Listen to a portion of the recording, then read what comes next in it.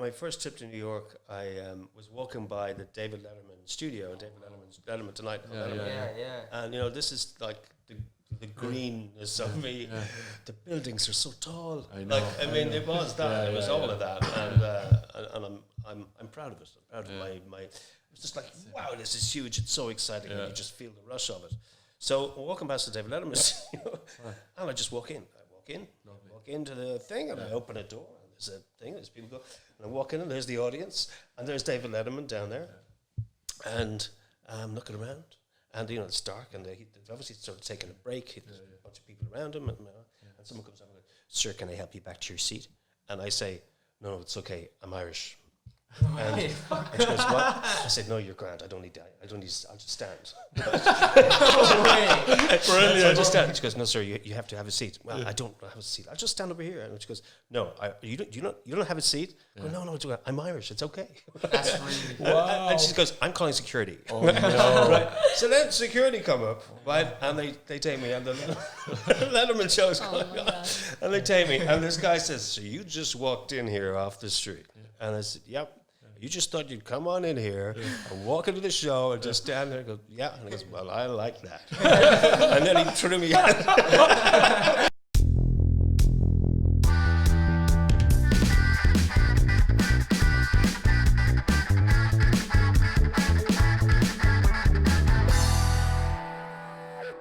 Welcome back to Everything from Land, Ireland's most appetising podcast where we talk to real people about real things. Today's guest is an award-winning Irish actor who starred in some of the greatest shows and movies ever made, in my opinion. Shows such as Band of Brothers, Knightfall, Love, Hate, and many more. He's not concerned about upsetting the National Tooth Fairy Association. From Tipperary to Hollywood, it's Peter O'Mara. How are you? How are you doing? Good. Great to be home. Yeah. Good. So you're from Thurles, yeah? I'm from Thurles. Thurles all the way. Nice to be back. We were just Thurles the Boo. Yeah, we were driving up myself and Owen, wasn't it? We were going up by the watermill, Yeah. So I was saying to Owen, that used to be your mineral water factories, Pomara, wasn't it? That's right. My family's been here over 150 years or something. Yeah. Wow. And when we were like doing up the hall on Fire Street, we took up all the floorboards. We found all these bottles with P. O'Mara, orange squash. What was it? There was all these different kind of flavoured drinks. It was kind of the Coca-Cola at Thurles at the time, wasn't it? It was just before Coca-Cola came in. They had this license for Sinalco, which is this German drink that you can still get, like orange juice and everything else. And they, it was Ireland in the 50s and 60s, so they were off in Ennis, a place in a bottling plant in Ennis, and another one I think in Clonmel, and they drove all over Tipperary. And they were like, I was just looking at an old photo of Thurles as well, down the bottom of the square, like from Heaton's down, that was all O'Mara's as well, the castle, that kind of thing, wasn't it? Corn stones. Was it Guinness, was it, or what were you doing? Yeah, they were barley merchants for Guinness, as they were. Are there many around the country? But they were just one of those. And then you had this shop then where Ulster Bank is or whatever now. It is shoe shop, yeah. Well, I used to be shoe and sports emporium. Very good. Yeah. You must have employed some amount of people, like. But I used to be fascinated by that building around the back. That was something I always wanted to get up into. It looked like a skyscraper to me as a kid, but maybe it was. I don't know. It was like this brick building that went up where the car park behind the Ulster Bank is. It seemed to go up forever, did it? or is that my imagination of being small? It was like something from a Hovis bread ad in Northern England. It was. And you could see the brick building. Red but brick. How high was it?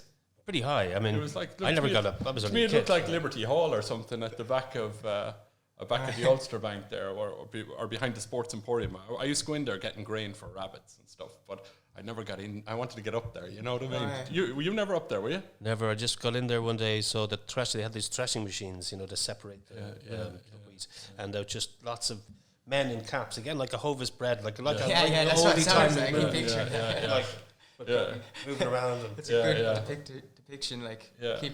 Yeah. And how did you get like from there like to acting? What kind of inspired you to become? Bless her, a woman called Mary Powell. Oh, I remember her. Yeah. So she ran a speech and drama class in Thurles as well. Yeah, in the Thurles in the Ursuline, and her family and her daughter were just the best kind of energetic people. for kids. I was the only boy in the class. Wow. Yeah. But if you had lots of energy and you could run around and be the sun, I remember being the sun, and or a different planet. Choose your planet. What planet are you? And you're going around in a circle. Just a way to let off steam on a Saturday morning. It was great. It was cool. And then it just went on into building your confidence. She made me stand. I'll never forget this.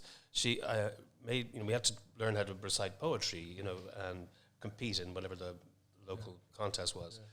And so we were in a building, I think in the Ursuline, and it was another building. And across the street was this petrol station. And she said, shout at the petrol station and tell them that they're on fire. Wow. And I couldn't do it, and I couldn't do it. And so finally, I think she got up and she said, Mr. whatever, your house is on fire, your petrol station's on fire. She's just shouting at this. And then so I went next and I was just having that. Brilliant. Wow. Building your confidence to stand there and, nobody can hear you. It's okay. Just giving you some freedom. Yeah. And so that was...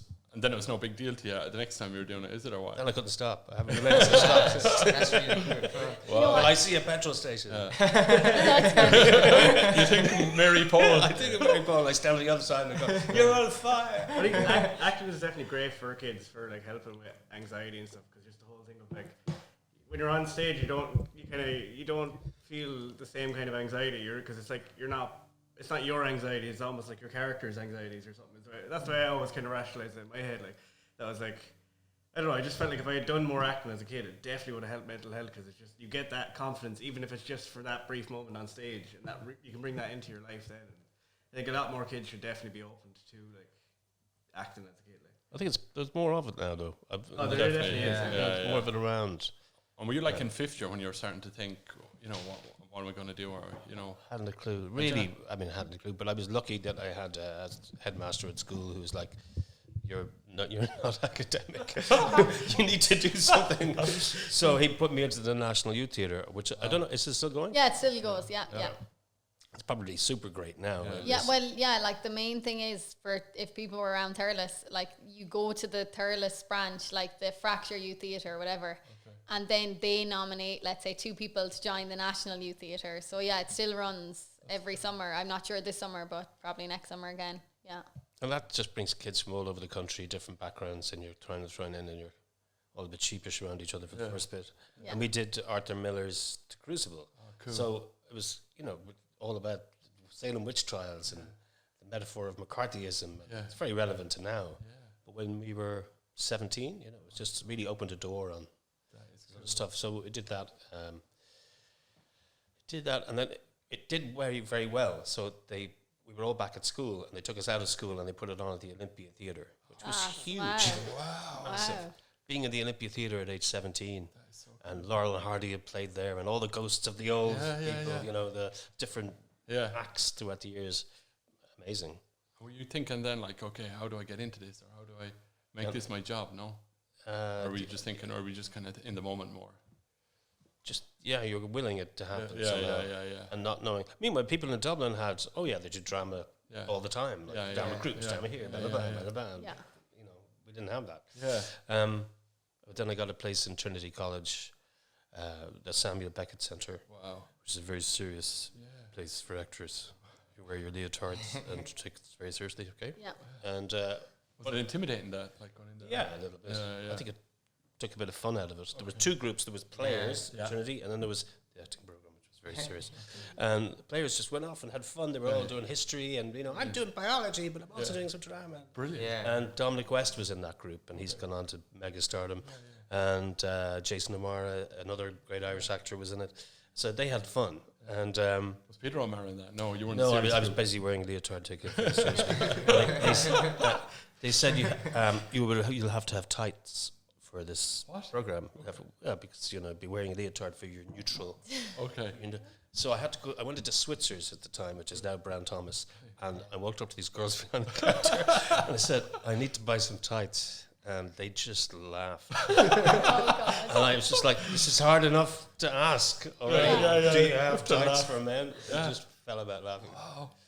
Black tights. No. I don't even remember if I bought them. Was it really abstract kind of stuff you were doing, or what?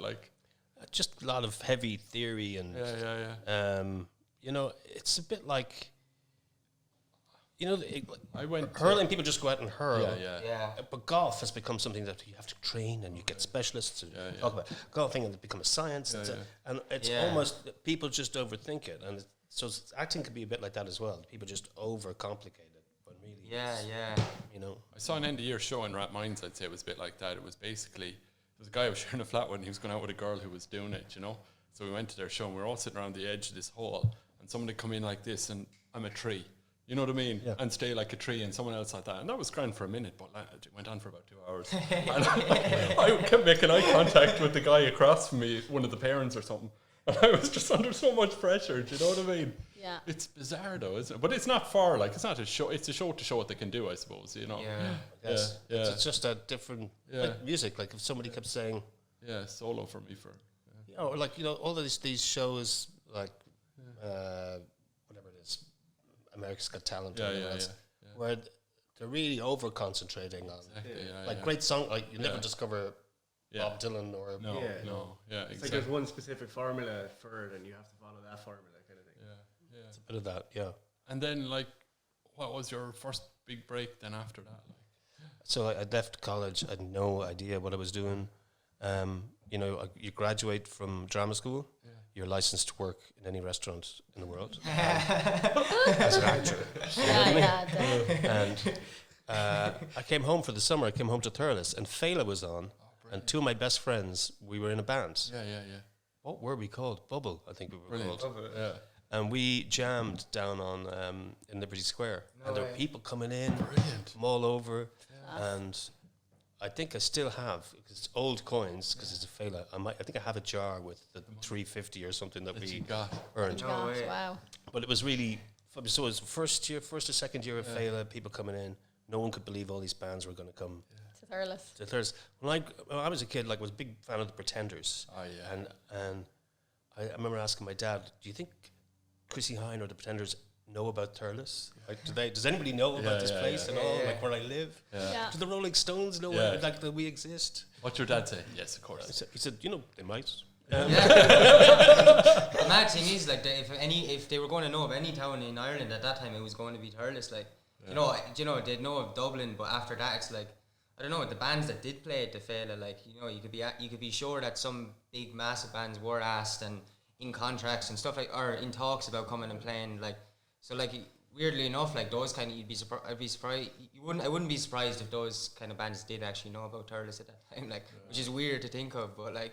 Well, they came, didn't they? Like, it was a giant festival. There's a British band called Ride, who were about 19, and they just played the loudest wall of sound. It was incredible. Did you see that gig? I was at all of the Failas, but I can't remember that particular thing. There was Bjork and just this British indie band. Bjork there. They were so loud. There. Wow. She was amazing. Do you know, that's class. doing decluttering up at the parents' house, and I found two things: a T-shirt from Fela, I have it around the corner there. Actually, I might pull it in a minute. But and what else? And one of my band posters from when I was 16 or whatever.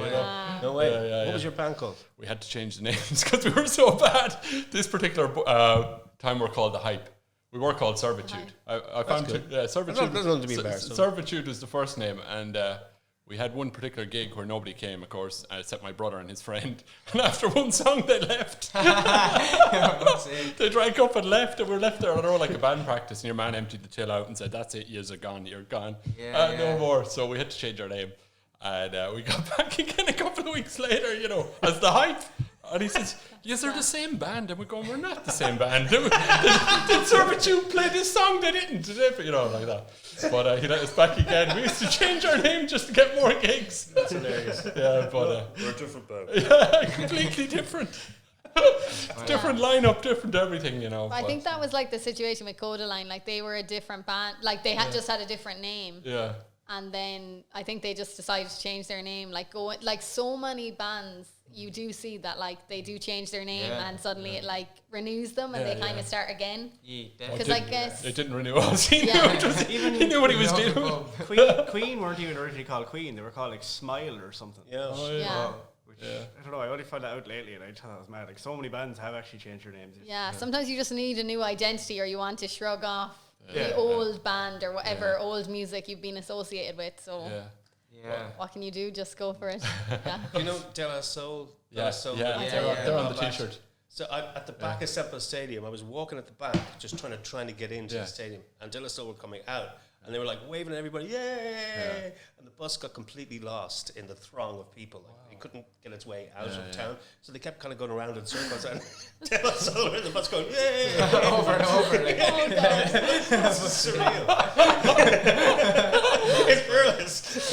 Wow. Cypress Hill were here, and That's who else? I remember Cypress Happy Hill in Mondays. front of the stage. They came out after their gig, kind of came out to the side. Yeah. And a guy he just kicked your man in the ass. He goes, I kicked Cypress Hill's ass.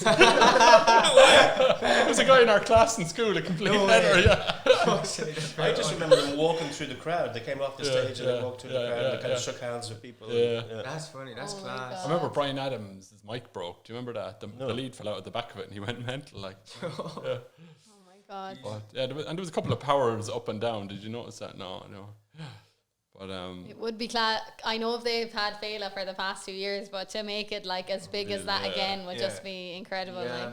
Like, Like the last few years, it's kind of been more music festivals. Like back then, from what I've heard, it was basically the whole town was a festival. yeah, It was like it wasn't just the gig in the stadium. It was the whole time. the Yeah, fact that the whole town was buzzing and there was musicians everywhere. Like. yeah, I yeah. suddenly had loads of friends that I never. Anyone who'd ever met me wanted to come to Thurles. Just like, this is strange. Yeah. Like, great, can we come and stay? our garden was full of like people my mother knew from when she was in school and stuff. Like Wow. their kids, you know, Wow. camped everywhere. That was amazing. Mad. Yeah. Yeah, I think it was one of the best or biggest festivals in Europe. It was. Oh yeah. my God! Was, yeah. Wow!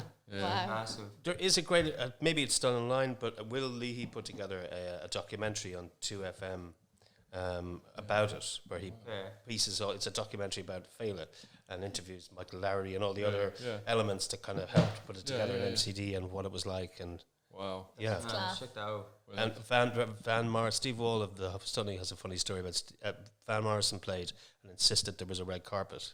So they had to get a red God. carpet You're joking. from the limo for Van to come out.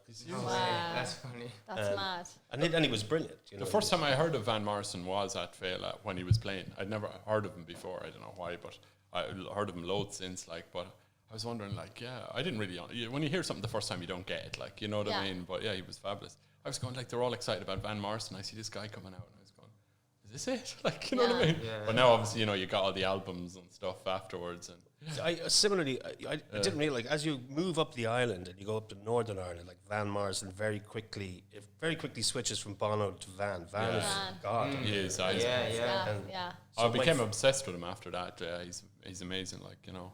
My first gig was in Belfast, and I got my equity card there doing a show. I thought I'd come out of school being all. Yeah. I'm obviously going to be Hamlet. Yeah. Obviously, hello.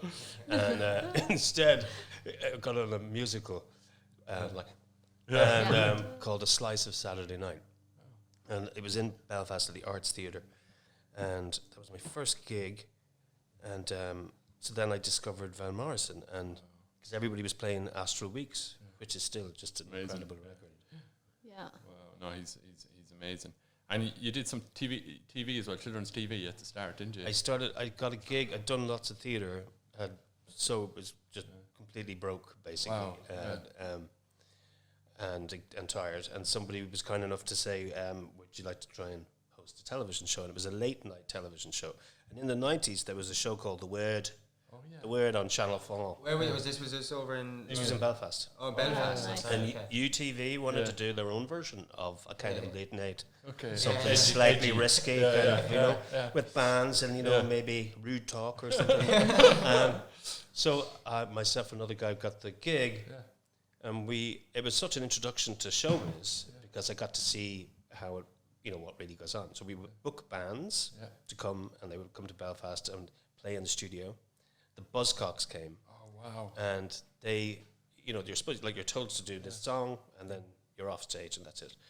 They played, and then they didn't get off the stage. They kept playing. It was awesome because we were off the air, but they just kept going. Wow. Nice. Did they play Ever Fallen in Love? Did they? No. They might have, Yeah. And then they played. They kept. Yeah. But they were fun guys. Brilliant. Still full of energy. Yeah. Who else? Alison Moyet. There's loads of them. But then I had to go and interview actors for these junkets, you know. Yeah. Like, And so were you doing this in your own accent, or did you have to turn into a Northern Irish type?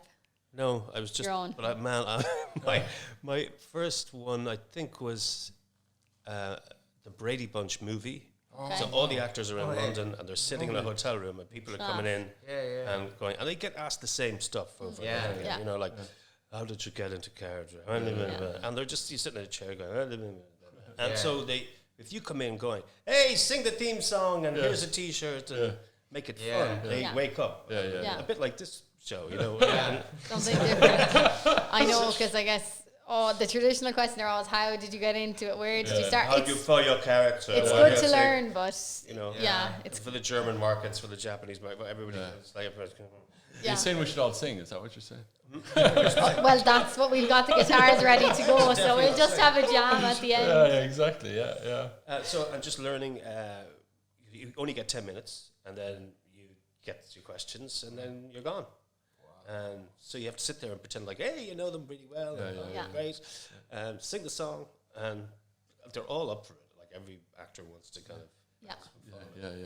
And Pierce Brosnan was one of the best. They gave him a T-shirt. No, that was actually a different gig. But they gave him a T-shirt, and then he'd left the hotel and came back a few hours later just to get the T-shirt that he'd left.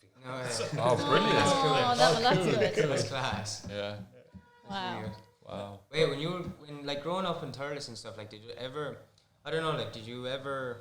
Like, was it just like a really natural like transition, like by what you were talking about to like you know, to get into the roles you are now? Like, was it just happened naturally, or did you ever just like kind of have this innate feeling of like, I don't know, you were going to get to the place you wanted at from a young age, or did that just like did you know you like? Did you ever have like tunnel vision of where you were going to get to, or did it just happen naturally?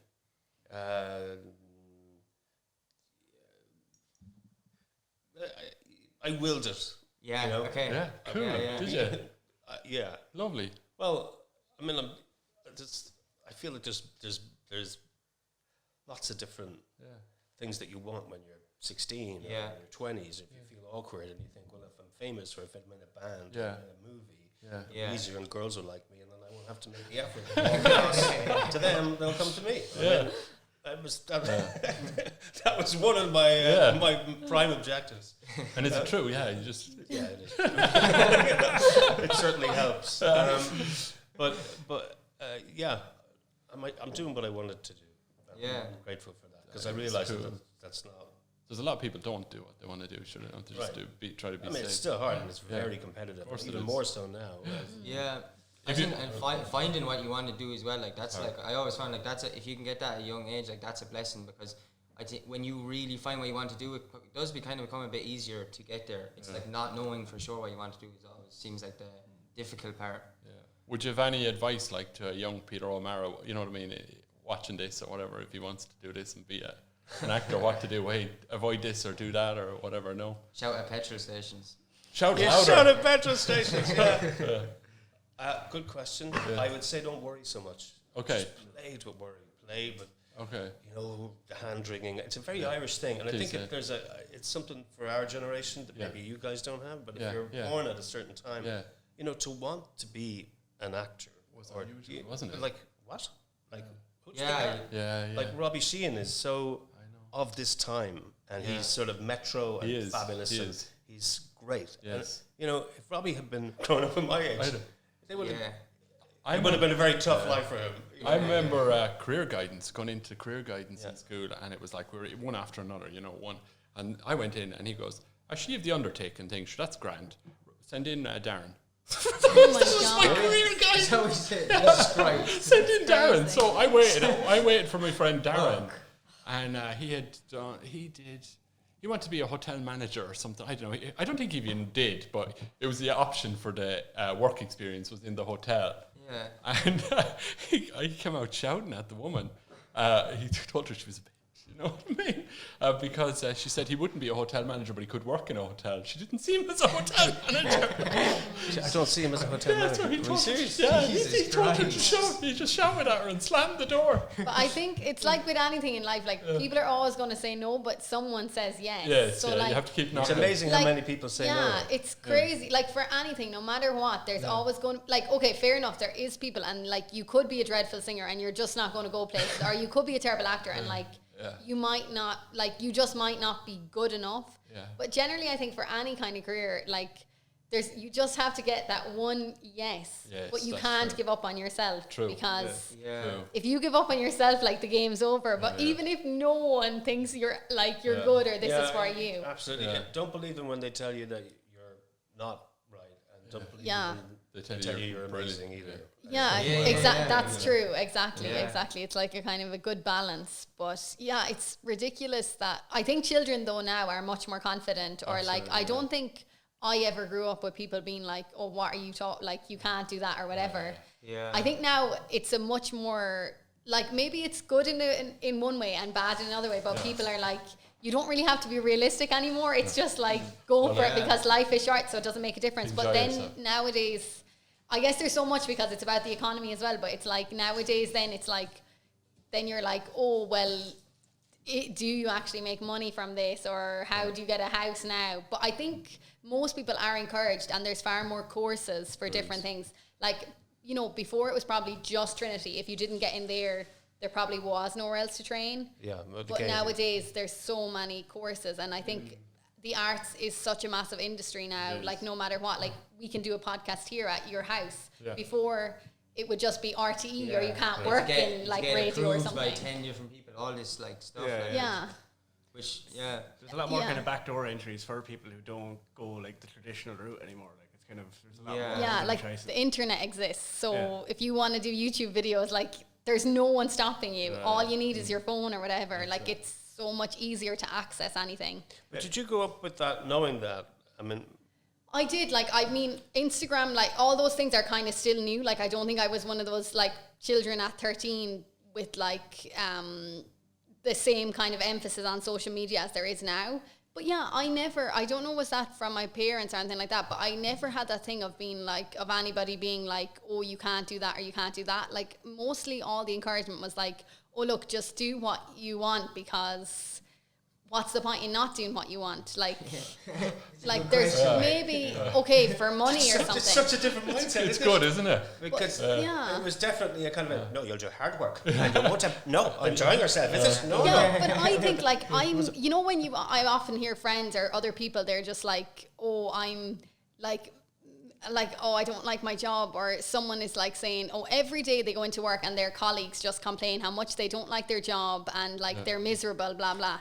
And yet they won't quit their jobs. I know. And I just think, how does someone live that life? Like, I would rather be so poor and just read a book every day than like, why would you force yourself into a career you don't like? Like, I don't understand that mindset, but I know it's different if you've got a mortgage or something like that. But sometimes mindsets, like if someone has that mindset that they can't give up something because of money or something, I just think that is a sad situation. You're no good to anyone when you're miserable like that anyway. You know what I mean? Well, the other side of it though is that there's a kind of natural human thing of just wanting to complain, because if you're going around saying how great everything is, somebody else is going to go, he'd sicken you, wouldn't he? And so like just to kind of like, things aren't that great, you know. Especially in Ireland. Yeah, actually I read, I don't know what kind of book it is, but it was in a kind of a psychology book or something like that. I'm not sure what one it was, but it was very funny because it was like this like psychologist saying that they had this client that came to them being like, I'm too rich, like I wish I hadn't grown up as rich as I did, because if I was poorer I'd have more drive that I would have to write this book, or I'd have it in me. And he was just saying then, like, it's amazing, no matter what, you can put excuses in front of yourself. Like you can either be to this, to that. Like that's funny. It is a human thing that we create excuses, or we create boundary. Like your biggest enemy is usually yourself at the end of the day. I think we're very good at pawning off our responsibility to pave our own way as well. It's kind of like, it's easy to, and often in those excuses, it's kind of, we direct it externally when like every single, next to, no, the situations are, like rare for some people, but like in most situations, those like excuses are always like internal, but you try and like cover them over with external. Make them external, yeah. As if like, oh, like I don't know, all sorts of excuses, but. Oh yeah. The other day, I would just say like from the start. Remember, we were talking about trying to get in touch with Dustin. Dustin, the Yeah, it's been our thing from the very start that we can get Dustin on this. But you've met people who've met Dustin, haven't you? I've met Dustin. You what? I have met Dustin myself. You're joking. I have worked with Dustin. You've worked with Dustin. So I could do this gig for UTV where I'm meeting everybody and all that kind of stuff. Great. And it was called It's Only Telly. Yeah. Which was really not a great name, but it was a good, good people on the show. Then we went, and so then I went down to Young People's in RT, where everything was kind of just land of carefree joy, and it's RT, it's lovely. The pinnacle of, and there's definitely no question as a kid growing up in Thurles, driving by the RT mast. Excited. Of course. Yeah. And they used to do this Christmas special. Do you remember those? Yeah, where like the newscasters would be involved in the play. There was a lot of fun in broadcasting then. And so to get in there and be part of it, I was really thrilled. Wow. So I got to host a show called Echo Island, and it was like a couple of shows. I remember that. I remember seeing you doing that. I think you were on the RT Guide or something, or it was on the Tipstar or something that you were doing it, and I was like, someone from Thurles is doing this. Do you know what I mean? It was a huge thing at the time, Well, Darragh O'Brien, now huge, he's successful, and still very, very funny and gifted. He was on the show. What a smart, I was really lucky to get to hang out with him. And so, because you need the banter, and there's lots of really, it was just a great bunch of people. But while doing that, I don't know where I'm going now. Where were we? Dustin. Dustin. So I start doing this show. It's called Echo Island. I'm a new face, and so there's the Young People's, and then there's the Den. The Den is like here's the Den. The Den was in like a separate building. And it was Ray and Dustin and Saki. Oh yeah, Saki. Yeah. And out of the blue, Ray Darcy came to me, the lovely man that he is, and he said, "I'm going away. Will you fill in for an afternoon?" They tried me out. On the Den, and I was thrilled. I mean, most of my energies, I try and just have the comic thing going. So I went in there trying to be funny, and they're the funny ones. So I was being a bit kind of, hey, let's keep it going, and but actually, you have to be the person that's just the straight man. Still, because they're the funny guys. But so it all happened very quickly. Got in there, sat down. How you go? All right, Peter, here we go. Boom, and then it goes live. And they don't record any of this, so there's no recording of this anywhere that I know of. Okay.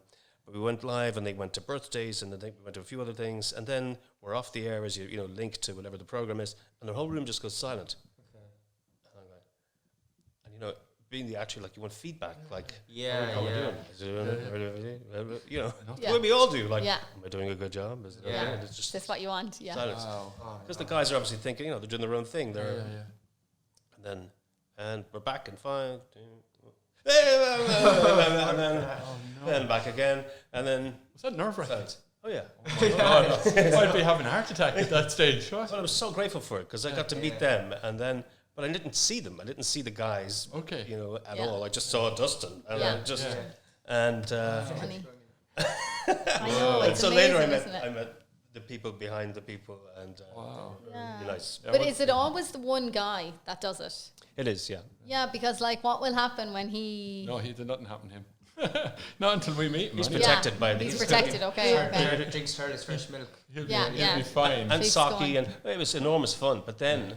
There's always a bit of jealousy, like you got the Den. But I think it's probably true in every workplace. Yeah, of course. You're an accountant or in a band or someone else going like, you got that? Okay.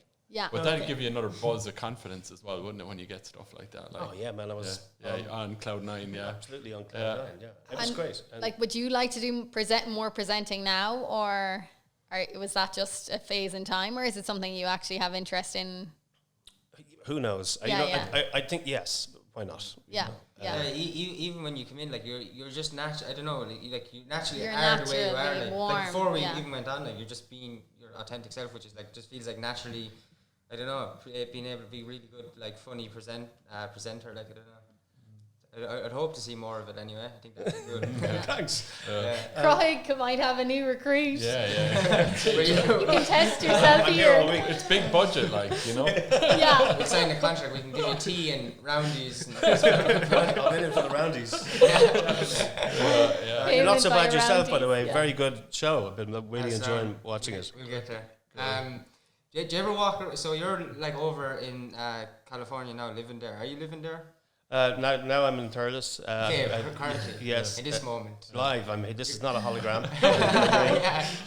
But yes, California as well. And do you ever walk around the streets? Like, do you ever walk around the streets and then just get glimpses back to when you were younger, like walking down Croke Street or Friar Street, and just be like, Jesus Christ, like, this is different? It's a good question. I ran this morning to Luke's school, where I went to school. Lovely. Nice. And the first role I ever had was in a Christmas play as one of Herod's guards.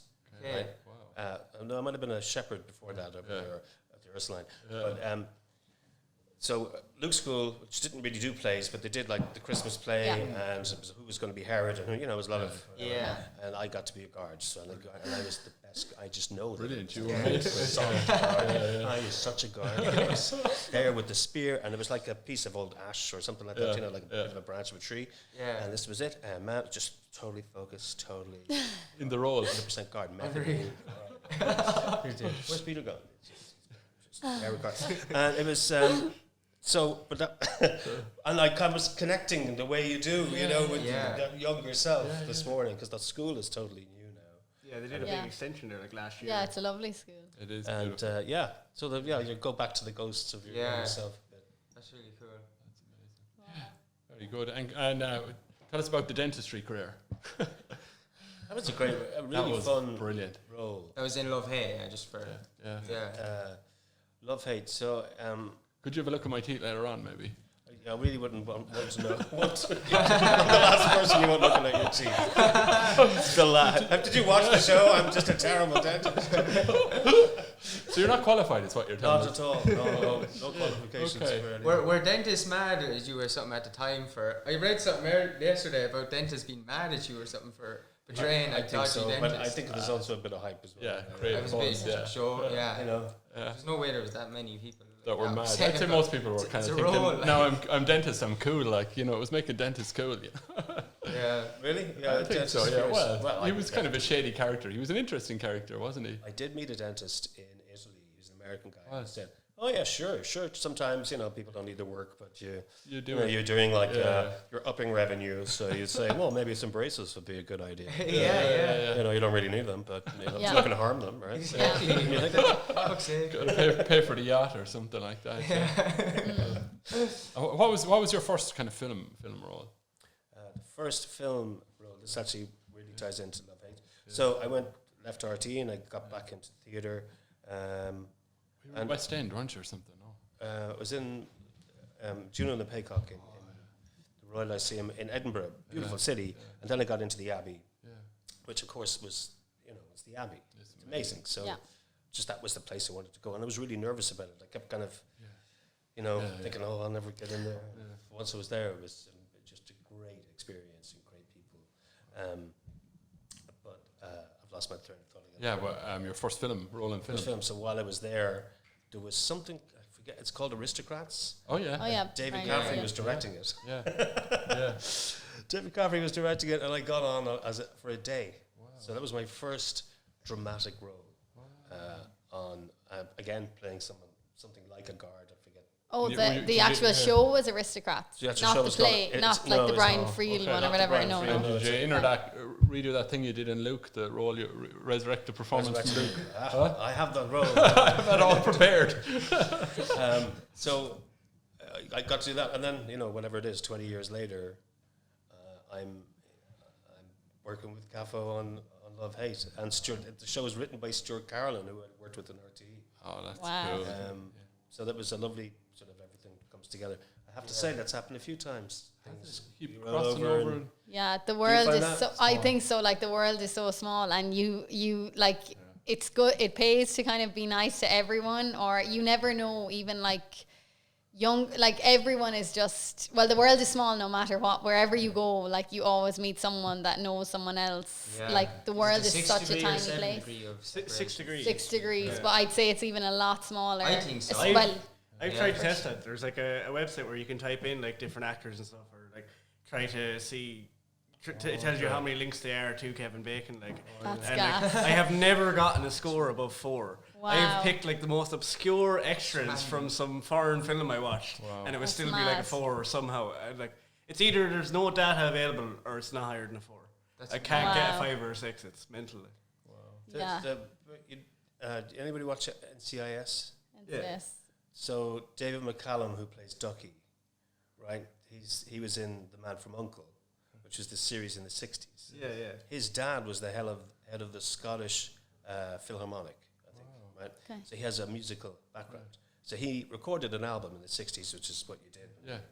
You know, handsome and famous, you got to have a record contract, you went off and you did it. And that record was then sampled by Dr. Dre. Wow. So that, I forget what the track is. It's that. Oh, that's not very helpful, is it? I know the one. It's the Snoop Dogg. So whatever the Yeah, I orchestral. do. Yeah. That's sampled from Is it? album That's made mad. by Ducky on. Oh, Wow. That's so cool. That's very nice. It's so That's cool. mad. And come here, were in your family then was like Dennis or Basil or any of them into drama or acting or anything or arts? They were into arts, were they? My dad very much, and my mum, I have to say, very They I don't know anything about it without them. Yeah. They loved like a lot of Irish people actually. Very into culture, classical music, and opera, and you know the great Wexford Festival and opera. Oh wow! Just something for everybody, you know. Yeah, that's my dad is always like that as well. If I go on holidays somewhere, like especially Italy or somewhere, he's like, "Oh, go to," like he can tell you a fact straight off. Oh, this singer sang there, or like, let's say like a year ago when I was in Naples, he's like, "Oh, this is the famous opera house there. Like John McCormack sang there," and like it's amazing how some people Your dad knows everything about all those that kind knowledge. of things. He does. He has an encyclopedic knowledge of those weird facts. How was Naples? Were you doing your show there? Oh, I wasn't doing my show there. I actually have been there twice.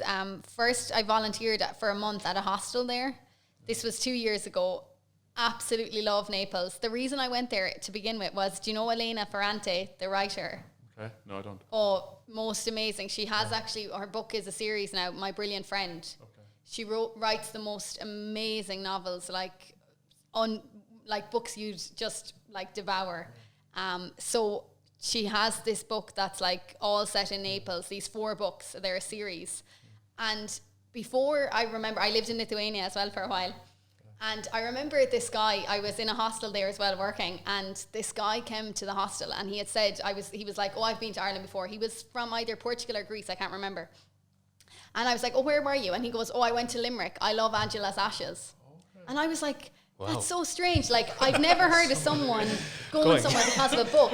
But then, flash forward like 2 years later, I was like, I have to go to Naples because I want to, even though her book is set from like, let's say, it goes from when these 2 girls are like 6 years of age in like the 1940s or maybe 1950s up to the present day.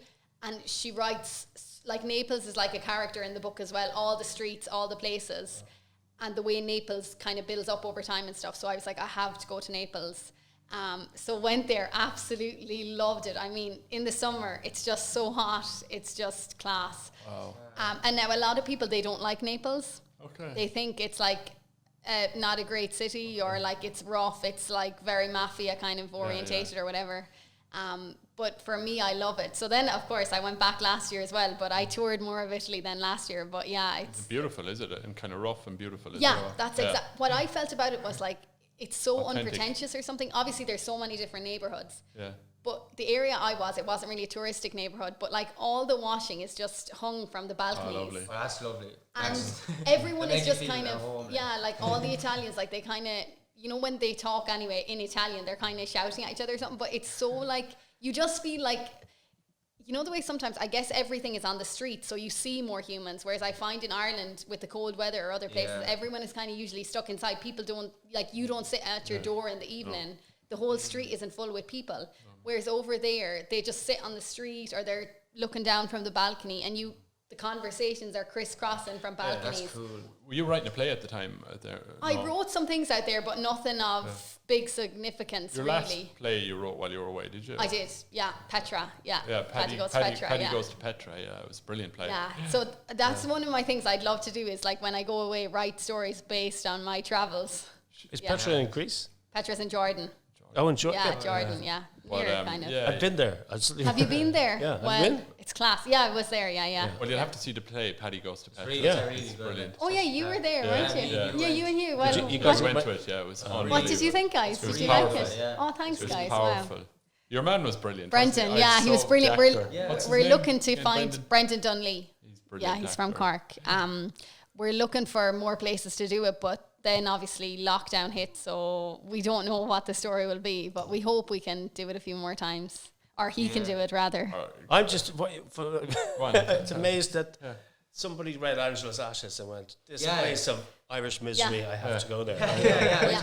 Whereas I imagine there's a more romantic reason for you to go to Naples, right? I know, yeah, exactly. I know, but that's what I love. Like when you read a book so much that you're like, because my sister used to always say it before. She's like, "Oh, I love reading English novels set in a small little English town. I want to visit them." And my mom is always obsessed with like Cornwall, even though like it's the same as like Ireland, really. But it's like, you know, when you read so much books set in a place, and it's like obviously probably a certain like, you know, it gives them a certain beauty that maybe the real people living there might not see for themselves. Yeah. But it's amazing, when you like watch a film or see a TV program or read a book, that then you want to go to the place. Tell us about Lithuania. What's that like? Class, love Lithuania. Again, got on a plane. This was a good few years ago now. Got on a plane, just saw a cheap flight, went down to Cork Airport, didn't know much about Lithuania, knew nothing really. Went there and I was only intending. I went there, then I went up to Riga, then I went to Tallinn in Estonia, and then went to Helsinki. And I just kept the few days I had in Vilnius, the capital, I was like, oh my God, I love that city so much.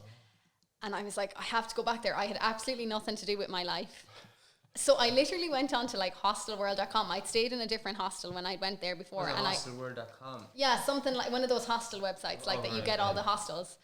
And I just Googled, and because I'd met this girl in Riga. Like now I've done loads of workaways, and you know, you live in a different country, can stay there for free, all this kind of thing.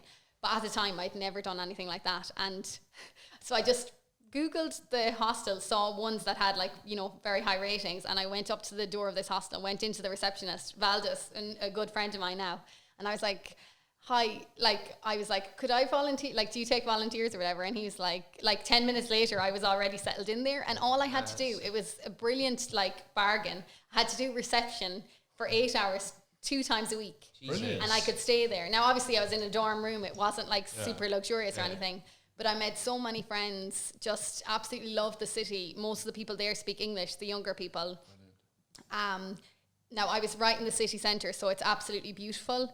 The suburbs, like, obviously Lithuania is, like, still not as advanced as Ireland and things in terms of, like, there's, you know, their wages are much less than here and stuff. But in Vilnius, it's such an old, beautiful city. And if you just want time out, it's amazing. Yeah, I'd highly recommend it. I went back there. Well, I've been there 3 times, but for twice I stayed 2 months, so I know it pretty well. Wow. Yeah. How does it compare to Italy? Italy, it's totally different. Yeah. Like, the one thing I would say about like Eastern Europe is that most of their systems are so advanced that you can have a really good life over there, but for a much cheaper kind of price. But it is that cold climate again. In the summer it's warm, but in Italy it's so vibrant and like crazy or warm or something, you know, like it's just got a total difference. There's so much in Italy, whereas Lithuania is a bit more under the radar, but it's a lovely place to go, and just the people are very friendly as well. And I actually have some, like Lena, some Lithuanian friends in Thurles here. So I'd really recommend it, even for a few days, or if you wanted time for a few weeks to go there. And you're so near everything there as well. Like, you can go to, like, you know, you're bordering Poland. You're only 2 hours from smaller Belarus. in Ireland, yeah? In land size it is. It's a population of about 2 million as well. So, like, there's a good lot of room there and space. It doesn't have mountains or things like that, but the city is really nice. And there's a little coastline as well. I toured around just a little bit. What's the coast like? It's small. It's waves, right? No. Nita was the name of the town. No, not really. It's pretty calm. Yeah, on the Baltic sea, I guess. Yeah. Oh, so it's pretty cold. It's cold. Yeah, exactly. But Baltic. I know I have a massive love. Baltic, exactly. I have a massive love for Lithuania now. Definitely. Yeah. I think that I'm not sure about Lithuania, but that part of the world has like some of the highest like literacy rates in the world. I remember looking up before. Yeah, and I think Estonia, Latvia, Lithuania, it's all like 90% plus literacy rate. Like they're really well educated. Really yeah, that's great true. for reading. Like it's mad. And I think Lithuanian is one of the oldest languages in the world. I think anyway. I need to check that out. But they have like 3 different surnames. It's like if you're an unmarried woman, a married woman, or a married man, your name ends in different things. Different. So it's like okay, it I either didn't know ends that in now. like you have like Ina for an unmarried woman. You have Aita, I think, for a married woman. Okay. Fair play I to could you, have boy. that the other way wrong. And then you That's have kind of mean though, because then people you have- can then you have identify ass. immediately. So it's Like, yeah, it's like 'cause I met people before, and I was really confused. Like, why does your mom, your dad, and you have a different surname? It's That's the same funny. surname, just different ending. Okay, yeah. Oh, wow. It's like in Iceland where they have like Frederick's daughter and Frederick's son, like that kind of thing. Okay, yeah. Wow. funny. Wow. Pretty Where were you filming lately? You were doing that thing. I was in Prague. Prague, yeah. in the Czech Okay. Republic. And I've been there a few times when it opened up first. I was there in about 94, 95. Yeah. And Okay. but now it's completely different and fantastic to work there. The Czechs are such beautiful people. What were you filming there? Nightfall is the Knightfall, series. okay, cool. And it's a great place to work because the film studio is actually only 10 minutes from the city. Yeah. But now they have, it's a major tourist zone. Is it a big warehouse like you're filming in, or what is it? No, or Well, is it's it Barendorf Studios, which in its time was used for Nazi propaganda. Wow. That's when the Nazis came in. But I think it existed before that. Yeah. But no, the Czechs are such hardworking people. But what's interesting is that, like the Irish, I think there's a lot of similarities. You know, they were under the Kosh for 50 years of the Soviets, and so they've kind of learned to just keep your head down and just rather than being direct about stuff, just kind of walk around the issue. Yeah. Because Americans come in and like, you want to be front, you want to be leaders, you want to be solving the problem, stepping forward, right? And they're just a bit smarter. They're like, you don't want to be in front because then you get you're in trouble. That's you want to funny, be wow, just yeah. back, be cool, Yeah. and then just Suss out the situation first. start the situation and just your man wants this. How do we make it work? It's supposed to be. So they're really friendly, and there's a lot of Irish people there, a lot of Irish Czech marriages, and Is there? a lot of but to come to Central and Eastern Europe, so having spent so long in the States, just growing up watching television culture and now Facebook and Instagram, it's a lot of American noise that comes at us on the side all the time, and you really think that's the way. Yeah. And I don't know if this is your experience, but spending time over there, I was like, Yeah. oh my God, no one ever taught me about Yeah. the incredible Bohemian culture, or Yeah, I agree. There's so many different places that you can go to, and you're like, they're having a total different life, and it's like such a beautiful life, and it's not this mad consumerism, media, all like, obviously America has beautiful things as well, but it's not this like crazy trumpets constantly in your ear of these there's so many different types of shows, but like it just seems more peaceful in a lot of those other places. But you know what I think is very funny as well, or like, when you go into a cafe in another country and you don't understand the language, and it's beautiful to listen to all the different people having conversations because you just don't know what they're talking about, and you can still have that little noise, but you're not distracted because That's cool. I know what you mean. Whereas That's really here, cool. no matter what, if people are talking in a cafe Pick it up. about something, like you kind of start to eavesdrop, even if you don't mean to, but like you just can't help it. Yeah, it's like when you're in an English-speaking country, it's like you're actively kind of, without even trying, you're actively part of that culture and listening. Yeah. Whereas when you're somewhere you don't understand, it's like a passive thing. You're just kind of... it's passive. Yeah.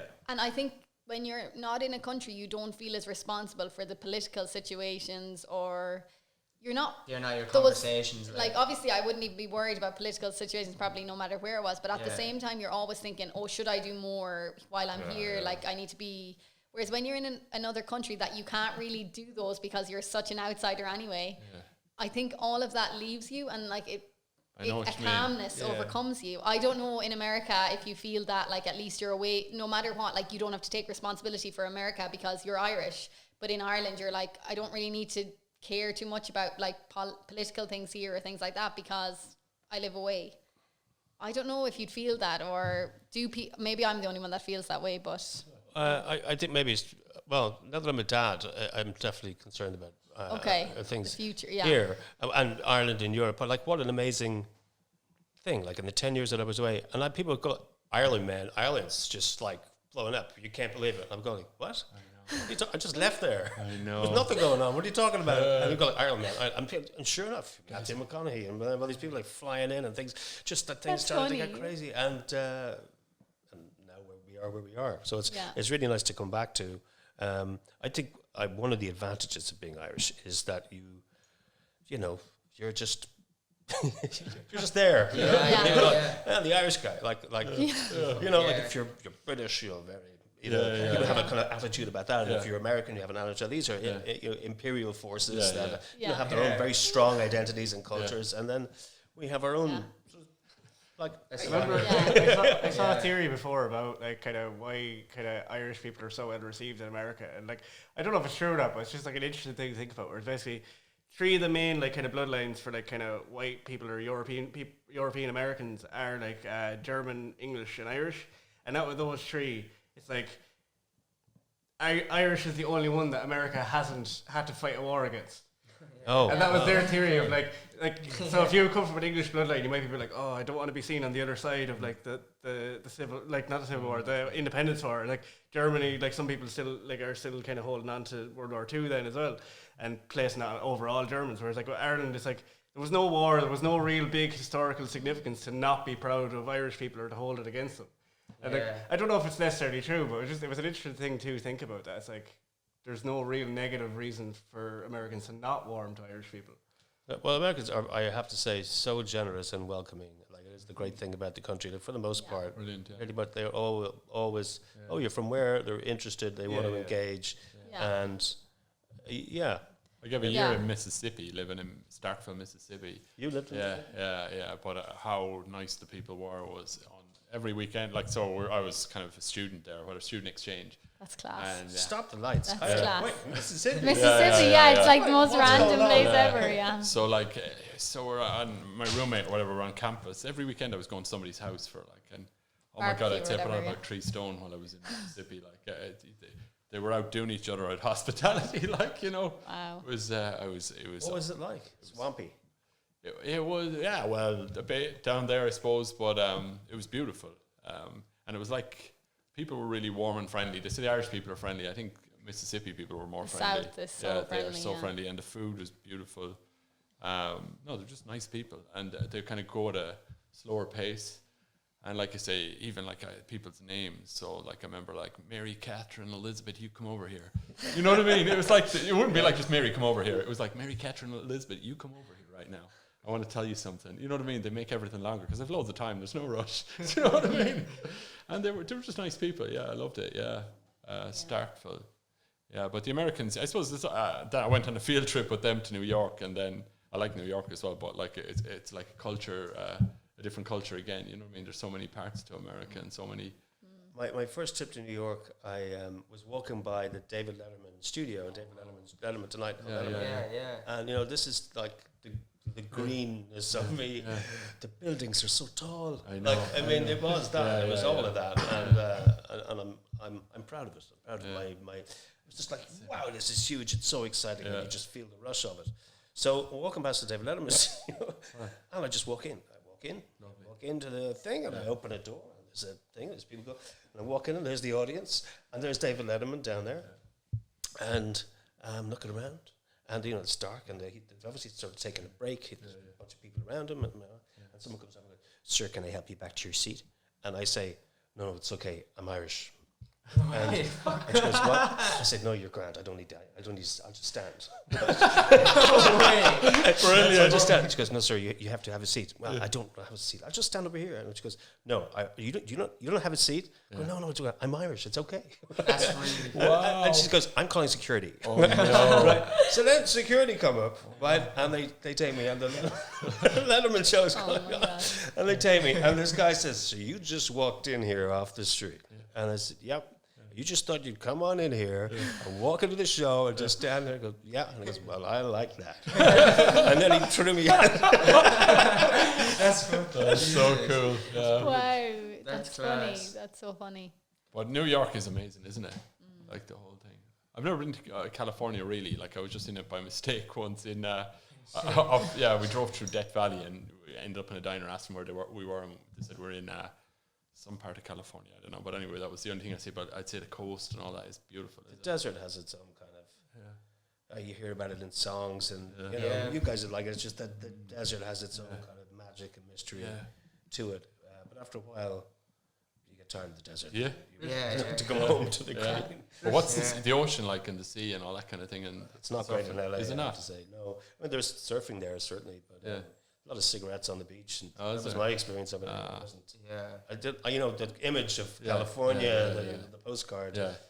Tends to be Long Beach, which is not Los Angeles. So. And Los Angeles is like it's God's waiting room for creative ideas and actors and writers. It's a lot of waiting around, a lot of competition, and I have to say for for writers it's good. For the writers. But really, if I were to do it all again, I think just keep playing and performing, and now it's everywhere. Now we can do this and put it up, and it's all over the world. Like, you know. That's true. That's actually going to change. God's waiting room. That's really funny. That's really cool. I've never heard. Yeah, that's a good analogy, I guess. Well, Paul Mescal. I mean, look at that. If you put the letter P into Google right now, his name comes up. It's incredible. Wow. Without ever leaving this island, it's become world famous, isn't it? It's amazing. But people completely blew up. Like I remember, even when I got to the stage, like people were like just kind of amazed to see like Kardashians post about it. It's like what? It's like you had like massive influencers talking about like. This guy like talking about like a show that features like Sligo or something like and it's really unusual to think that like really like big names all over the world now are now aware of Sligo, and it's like from an Irish standpoint it's like we've like half the population of New York or London in the whole Republic of Ireland, and it's just mad to see it blow up that and there's no mention of Yeats in the whole thing.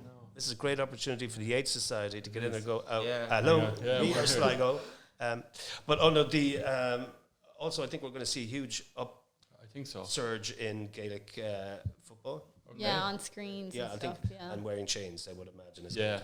But do you reckon, like, when U2 blew up, you said they were all in Ireland, and next you had Sinead O'Connor, the Cranberries, all these people flew on. When the Beatles blew up, you had like Jerry and the Pacemakers and all these. You know what I mean? Do you reckon normal people is going to do the same for the acting thing in Ireland and the? I think there's definitely going to be more interest in filming here. Right now, we're in a COVID situation. We are the cleanest of. I think the European countries right now, we're English speaking. America's pretty wobbly, and they need to make products. So I'm certainly hopeful that there's going to be more. The tax situation is great. They have the expertise here, and they have all the industry here. Our Crowhead, like our community group, you say it's kind of a joke, but there's a bit of like hidden truth under it. Is we're trying to turn Thurles into a wholesome Hollywood, and like which is like the joke part grabs people's attention, but the idea is like that. I don't know, like to somehow, because we have stories that like an insane amount of talent. It's mainly music at the moment, but like then there's a lot of drama and stuff. But like it's like with the amount of, I mean, so per like ratio per person to population, I do believe Thurles has such a insane amount of like musicians. Like there's like 2 or 3 drama groups, isn't there? And just all that anyway. So we made a joke we're turn Thurles into wholesome Hollywood. We just want to like turn Thurles into this like creative hotspot. It's already kind of like that. We want to like put that out there and show stuff like that. But like there's no film board in Tipperary, which I think is a big some other countries have specific film offices. Like Offaly, there's Film Offaly, or like there's Film Limerick, and I think they are trying to create a bit of one based in Limerick that like encompasses Clare and Tipperary as well. But the fact there's no like film office here, because when you think like what's the last thing you know of that was shot in Tipperary? It's very few things. And for such a big county, it's amazing that there's. Maybe but it's Excalibur. They used Kerr Castle. No way. But it's just about, I guess, the right people and the right kind of funding and stuff coming. That then, like you said. Because and I think the reason for all that is like like back in like. Once upon a time, Greece was the place to go for education about law or medic. Then Hollywood became this place that was like that's where you go if you wanted to act, be creative, stuff like that. Maybe like Seattle was like music. There's places, geographical points had places, But now because of the internet, like I really see that the whole world is going to be like in all areas of arts, which is the magical thing about the internet, because there's bads and goods. I really think the magical thing is we now have access to the knowledge on how to build those things ourselves, like, and because like we can, you know, hopefully the government and stuff will start funding more into arts and stuff. But like right now, we honestly do have the abilities to start doing it all ourselves, like, and you know, we mightn't have like the best equipment that like Hollywood might have at the time, but we definitely have the abilities to like get independently get to the stage of having like all this like, I don't know, really cool stuff that you can get in Hollywood. Like, and even when you watch like a lot of big Hollywood names, like, and you look at like some of the first things they did, like what's the director? I'm trying to think now. I can't think of his name. He would have directed Scott Pilgrim, and he did like I think he did like Shaun of the Dead and stuff. Like, Edgar Wright. Yeah, Edgar Wright. Like one of his first movies is called Dead Right, and when you watch that and compare it to like what he's done now, it's just like pure typical like B movie, like just really kind of low quality, like low budget. But like the humor in it was so brilliant, and you can still see the elements of what made him a great director from there. Yeah. So even without all of like the fanciness of like kind of and the money involved with like his bigger productions, it's just so cool to see it was always there. The talent was always there. Yeah. And like, I don't know, you should definitely check it out. Like I think it's on YouTube. I have to watch that. It's so odd. Like if you like his stuff, like it's Shane Meadows is another one. Do you know Shane Meadows? Shane Meadows, yeah. I His love Shane first Meadows. film was shot in VHS. I think it's called Small Time, and it's a comedy, and it's absolutely brilliant. Wow. And it's terrific. And Paddy Considine and all these people who would go on to do other things, they're all in it. But they had there was no resources. They just wanted to tell a story. Now we can. And something Gabriel Byrne was talking about for a long time is like we need to start telling our own stories.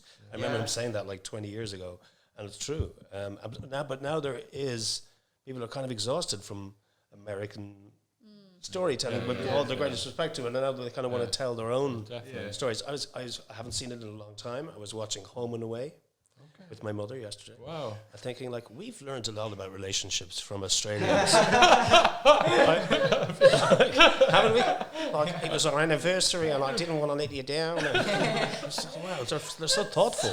Exactly. They seem such better people. But the funny thing is like we were actually chatting about that today, because the weirdest thing, my mom was like, oh, I definitely love to meet the cast of Home and Away.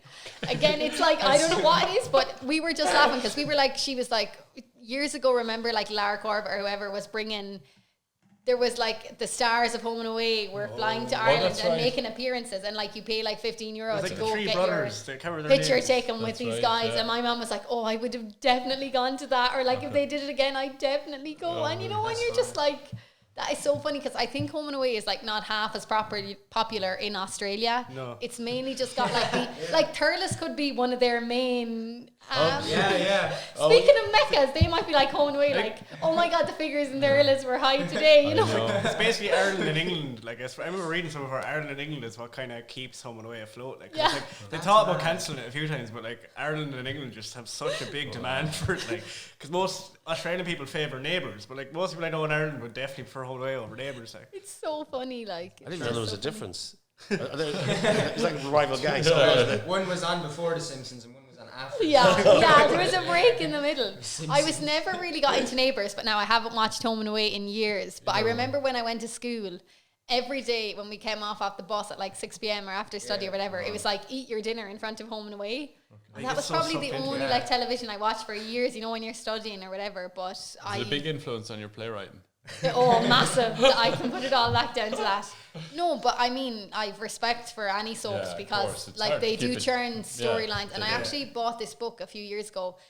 It was Coronation Street celebrating 50 years. Now, I've never really watched Coronation Street, but this was like, it was called Coronation Street, the novel. Okay. Something like that.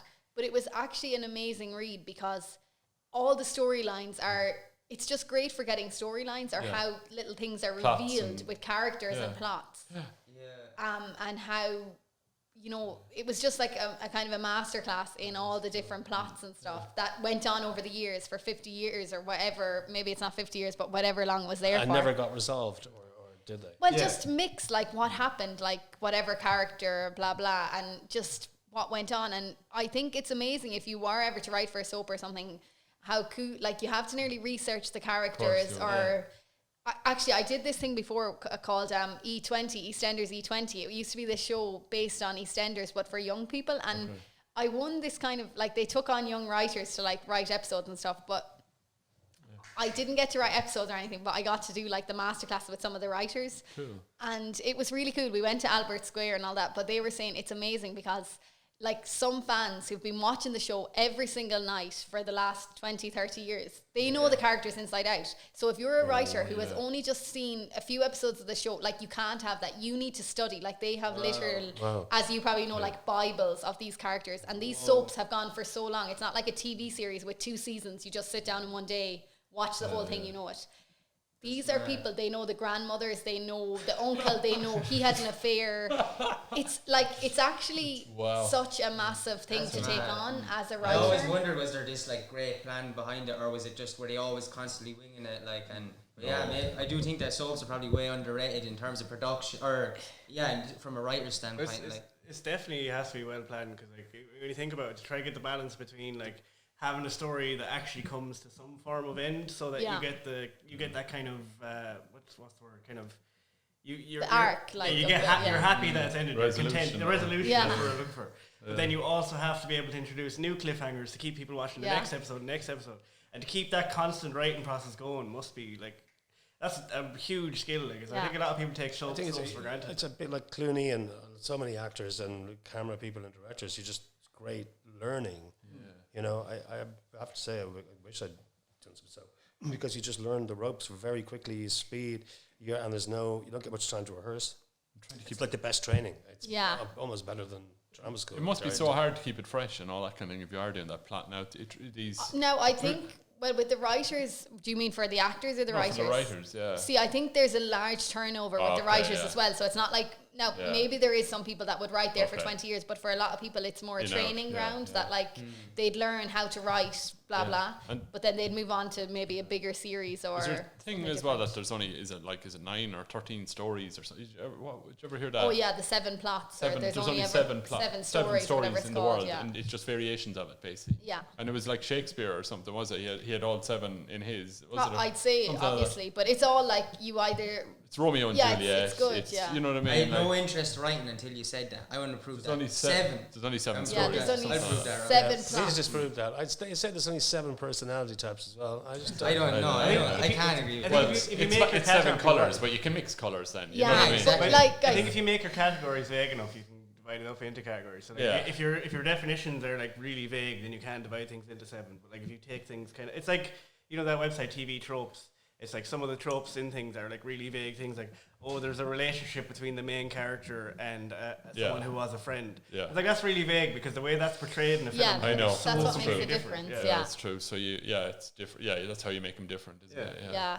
It's a very vague thing. But just what you said about, do you ever meet people that just have identical personalities? Yeah, they don't know each other, but it's like, you're the exact same as this other person I know. And I'm friends with that person, so now you'll do as a replacement. Do you know what I mean? But thinking about that, how if you meet somebody who you're familiar with, who's like someone that you like, there's an automatic rapport. There is, and also the opposite as well. Oh yeah, this person reminds you of someone that it's world so experience. Strange. So they're all just actors, really. Have you filmed stuff? Are you I'm actually making a short film in September, so that's my next project now, which is called First Date. So now we haven't organised much. I actually have a director that I'm working with. He's rewriting the script a bit. So I have, because it is kind of not a comedy, it's more like a drama comedy. It's like 10 minutes. I wrote it like 2 years ago, but always something was coming up. So I have another friend of mine, he's an actor from Cavan, and thank God he was working on it with me because I would have lost motivation. But thankfully during lockdown, finally did a new draft of the script and stuff. And I had been working with a kind of a script editor to help me get it in good shape. So now it's ready to go. But then when this other director came on board, he said he has kind of other interpretation for it. So we said until the 7th of August, he's writing the new draft.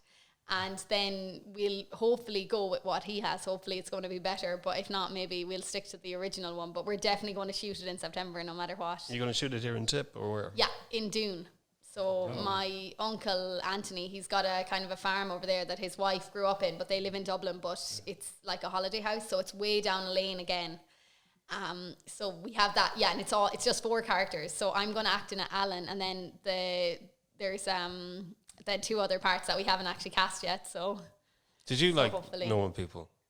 I loved Normal People. Yeah, that was brilliant. Now I think like the book was amazing, and I think so much credit has to go to Sally Rooney first of all, because I think no matter what, like Paul Mescal was class, but I think it was all there for him in the script. Sure, but Daisy Edgar Jones deserves. Oh, she deserved a nomination. Yeah. She was so good as well. I loved Normal People. Yeah, I thought it was like a faultless. I just thought Lily Abrahamson's beautiful. That's what I thought as well. Yeah, a beautiful way, that kind of poetic way that we just see people think, and there's not too lots many of words. Space. Exactly. Lots of space. Yeah.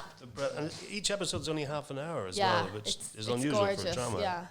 Yeah, I watched another series that's like really popular as well. You might have seen it, I May Destroy You. No. With Michaela Cole.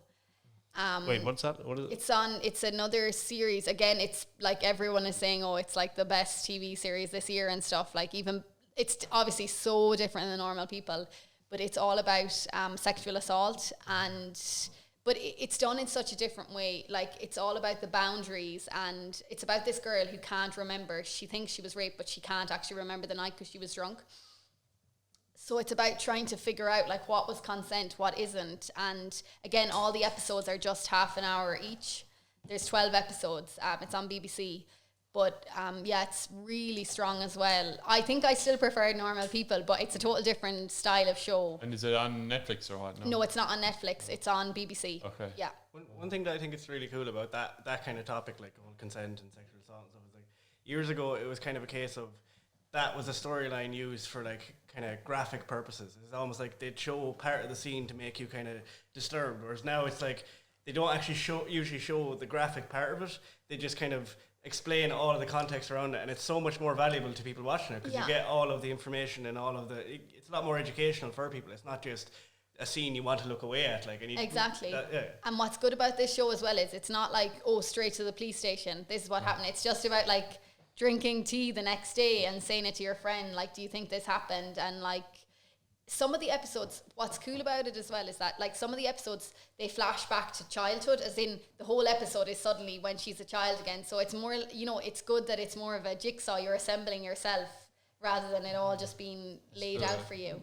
Yeah, I love when like writers and directors will like take it upon themselves to trust their audience that they're reaching to like figure stuff out themselves and not be like, so like, oh, this is what it is, like. Yeah.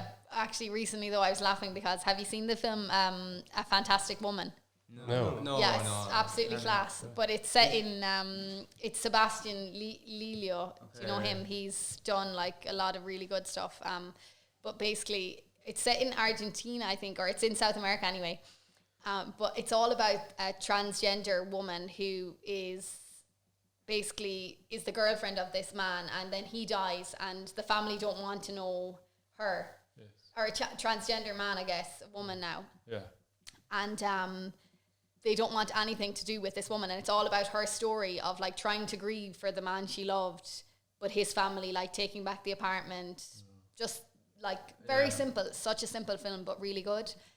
But at the end, my youngest sister was like, Erin was like, she was like, oh yeah, I got it, but like it was just, what was it really about? And I was like, well, it was just the story of how hard it is for this, like the way people are so biased in society against this transgender woman or whatever. And she was like, are you serious? I thought that was just a woman. Like she didn't realize. And I was like, that was what the entire story was about. Yeah. So then I was like, how much should you actually, like maybe she got so much more from it then. Yeah.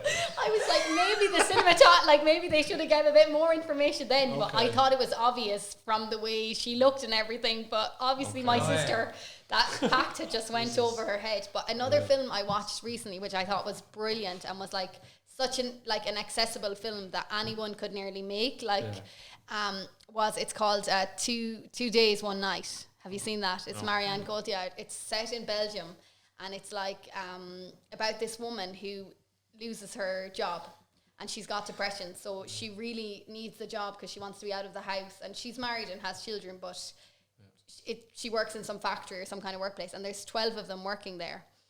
It's filmed in 2014, I think.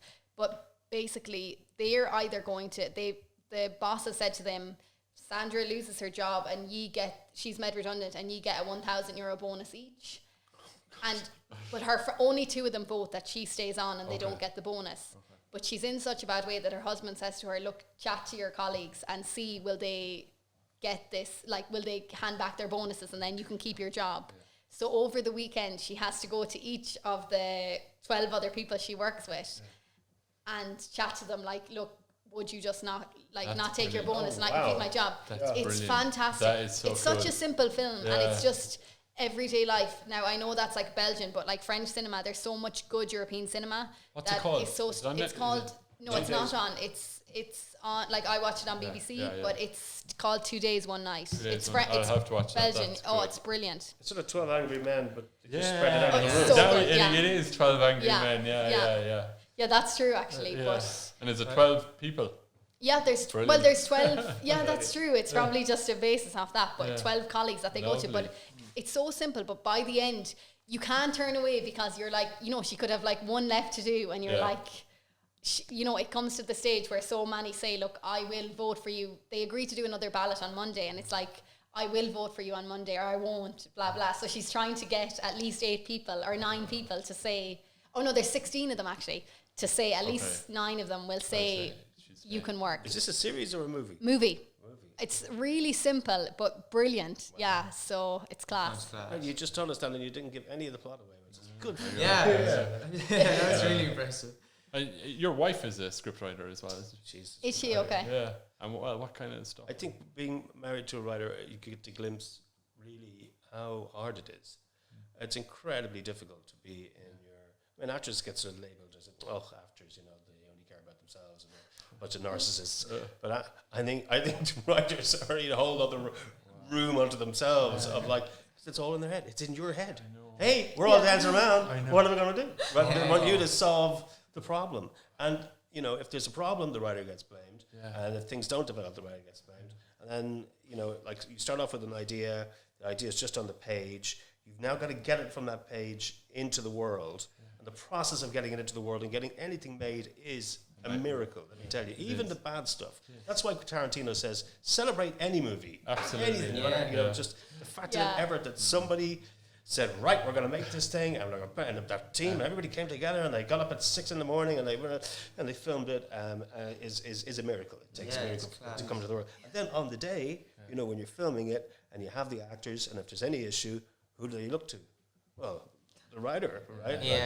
What are we doing? Like, should be like this, and then for a long time, writers were kind of excluded from the process because it was just directors, actors, like, we got this, But now in television, writers have much more power and authority, and that's why you see them, you hear their names much more prevalent in, like it's Phoebe Waller-Bridge, right? So it's a great time, I think, for female writers. But just that process, of enormous respect for it. It's kind of like I've glimpsed the inner workings of the magical machine. Right? Like, I don't want to know how the television works. Don't open it up. Don't tell me how. And then you open it up and you're like, there's a lot of really complicated stuff in there. Wow. And there is just a whole, that's the thing about visiting LA as a creative person. It's worth visiting just to glimpse inside the machine. Same for music as well.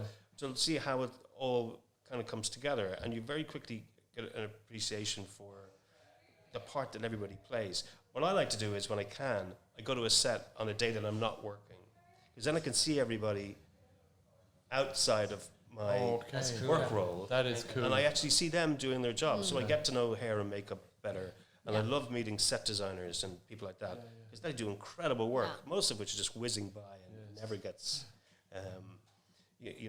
so that's, you get to sort of appreciate all definitely. Pieces. Because I think I did this course in TV and film production as well, and as an actor, you're kind of like, how is it taking so long for them to set up the camera? Like, for God's sake, it's like, this is ridiculous. Like, what are they doing? But when you're the one trying to operate the camera and get the right lighting and all these kind of things, you're like, obviously a good actor is just the key ingredient as well.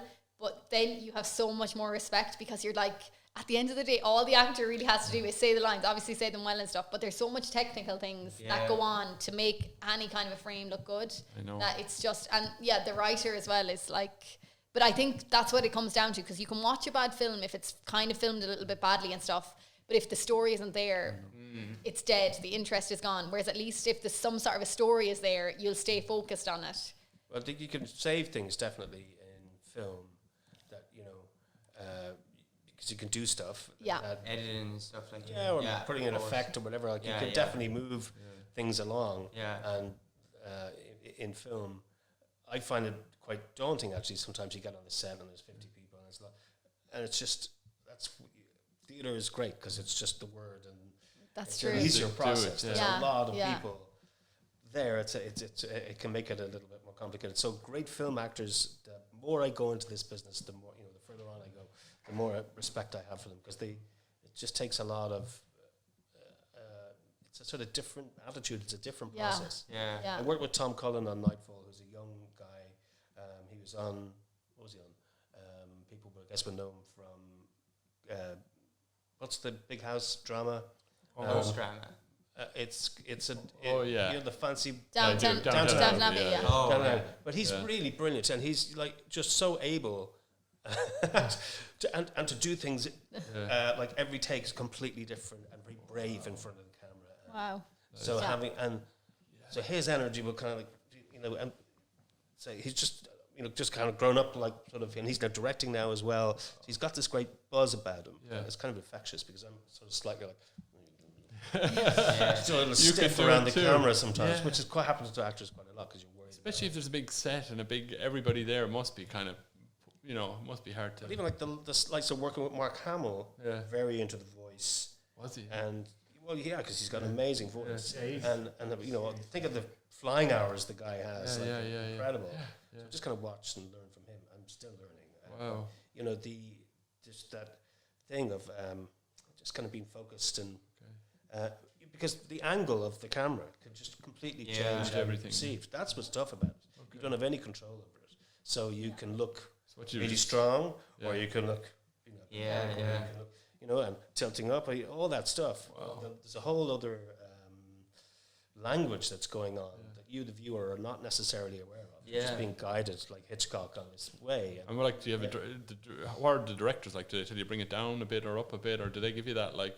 I would love if they did. Some do. Some have a lot to think about. Do you know how close you are in on the camera and all that kind of stuff? Something go like this, and then it turns out it's not that, so if you're really in on it, like you're bringing it back a bit, like. Or you go to the editor. Like the editor has another, you know, beyond all the set, the editor has the final say on. He controls where how people see how the story is told. The final say, but is an important orchestrator of how things are going to go. When finish up now. I was just saying, when we were in England, like myself and Donald, my brother lived in England. Our friend was studying film, so like he used to do these 5-minute films that we were always in, right? Yeah. But like, so it was a 5-minute film, so it used to take maybe 3 or 4 days to make it, and we were like setting up the lights, setting up the sound, setting up everything.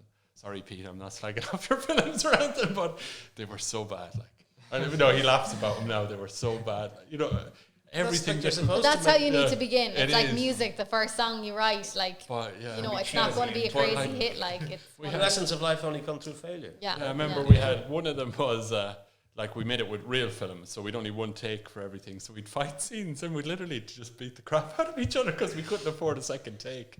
You know what I mean? This kind of stuff. Like, it was just organised. We had 600 quid to get the stuff developed or whatever. Wow. Well, he had. And he was saying, lads, one take. Everything is one take. No, he'd say, hey. You know what I mean?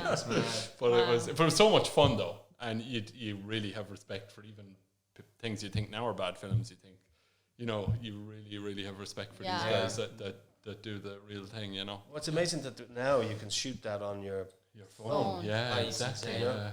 That's amazing. That's your time. Yeah.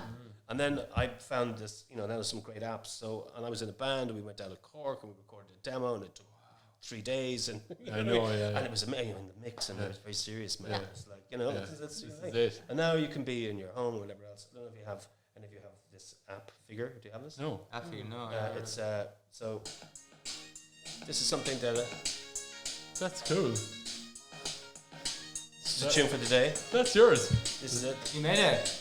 I did actually. My son Miles made this. Well done, Miles. Yeah. That's good. Let's play. That's mad. He'll be watching it. He's in How Boston. old is Miles? Miles is 12. He's Fair a twin. play. That is really cool. That's lovely. mad. Yeah, that's So relaxing. So Like. he's a drummer and a musician and He won't sue us for copyright now, right? who knows what. His legal team will be getting onto us. Sorry, Miles.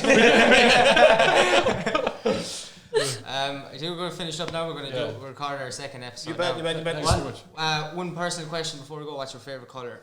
Navy. I just think That was the fastest answer ever. Nice. Good. Oh. Wow, I love that. thank you so much for having me, and good luck with doing more of this. Yes, you. Thank Thank you. for coming on. I hope you see you presenting shows.